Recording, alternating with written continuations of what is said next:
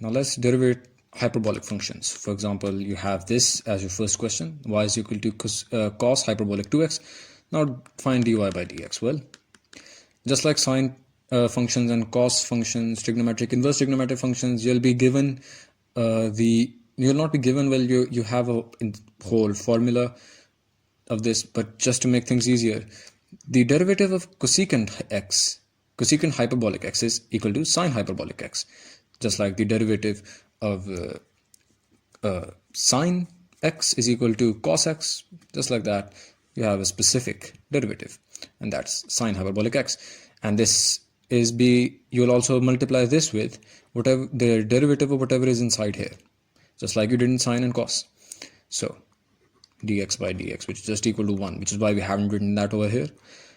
But over here we have cosecant hyperbolic 2x. So that is equal to sine hyperbolic 2x multiplied with the derivative of whatever is inside here, and that's 2x. So the derivative of 2x is 2. So in the end, you're just left with 2 sine hyperbolic 2x. Now let's see a more complicated question. Well, this is ln tan hyperbolic x. So we have to find dy by dx. Remember, the ln term is in a priority. So we will first apply the logarithmic derivative on this. And the logarithmic derivative states that the logarithm of basically whatever is inside the logarithmic function, that will be in the denominator of 1 over whatever it is. So for example, over here, 1 over tan hyperbolic x. So, and that will be multiplied with the derivative of tan hyperbolic x. So that's what we've done here. And now we'll apply the derivative of tan hyperbolic x, which states, and that's just secant hyperbolic square x. And that will, again, whatever is inside over here, that will be derivated as well and multiplied, but dx over dx is just 1, so we haven't written that down. You should know that by now.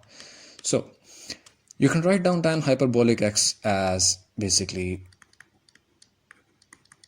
equal to sine hyperbolic x over cos hyperbolic x, just like tan x is equal to sine x over cos x, similar system.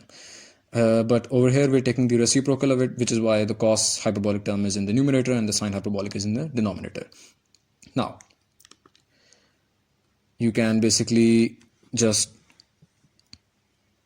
write this down like this,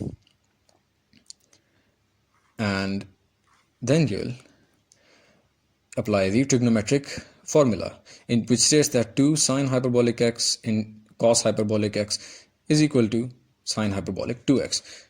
Just like 2 sine x cos x is equal to sine 2x, similar system. Now, you can write down sine hyperbolic 2x as cosecant hyperbolic 2x. 1 over sine hyperbolic 2x can be written down as cosecant hyperbolic 2x, because just like sine 1 over sine 2x would be equal to cosecant 2x. So that's just really it. So this is how the question is solved.